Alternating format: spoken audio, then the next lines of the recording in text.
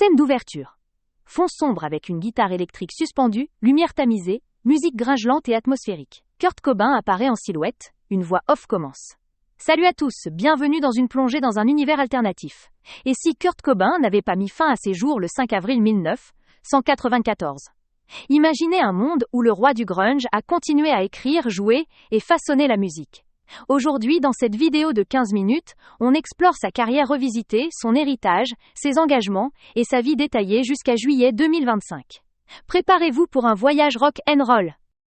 En avril 1994, Kurt Cobain, 27 ans, est au sommet avec Nirvana. In Utero explose les charts, mais la pression, la drogue et les médias le broient. Dans cet univers fictif, il choisit la vie. Après une overdose manquée, il entre en cure à Seattle, soutenu par Courtney Love et Krist Novoselic. En 1995, il revient avec Never Fade Away, un album brut mêlant riffs rageurs et ballades introspectives comme Silent Scream. Disque de platine en 3 mois, il prouve que le grunge a encore un souffle. Les années 90 évoluent. Nirvana expérimente. En 1998, Echoes of Chaos fusionne grunge et éléments électroniques, inspirés par des gens avec Trent Reznor. Kurt, sobre mais toujours provocateur, déclare: on ne fait pas de la musique pour plaire, on la fait pour survivre.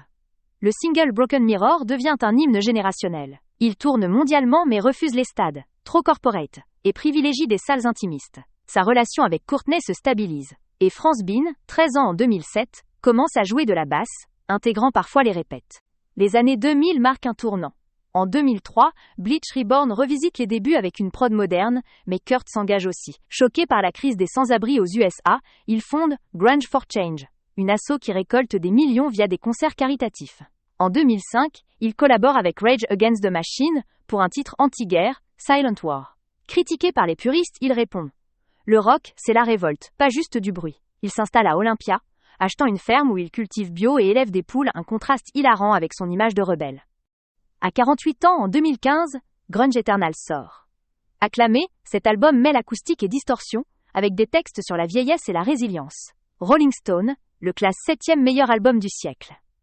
Il tourne avec Nirvana reformé, ajoutant Pat Smear en permanence. Son influence explose.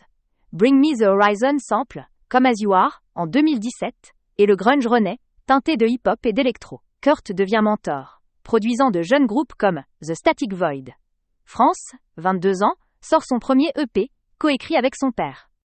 En 2020, la pandémie le pousse à streamer des sessions acoustiques depuis sa ferme, atteignant des millions de vues. En 2023, Ropulse revisite son style brut, enregistré en 5 jours.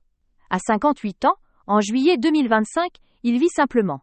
Pas de mention, juste sa guitare et ses livres. Il refuse les majors, lançant sa propre plateforme, Raw Records, pour artistes indépendants.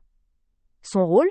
Un pilier anti-système, prônant l'authenticité. Il médite, pratique le yoga, et tweete des haïkus sur la nature, un Kurt apaisé, mais toujours tranchant. Son héritage ? Une scène rock vivante, des millions inspirés par son refus du compromis. Les festivals comme Grunge Revival à Seattle, qu'il co-organise, attirent 50 000 fans annuels.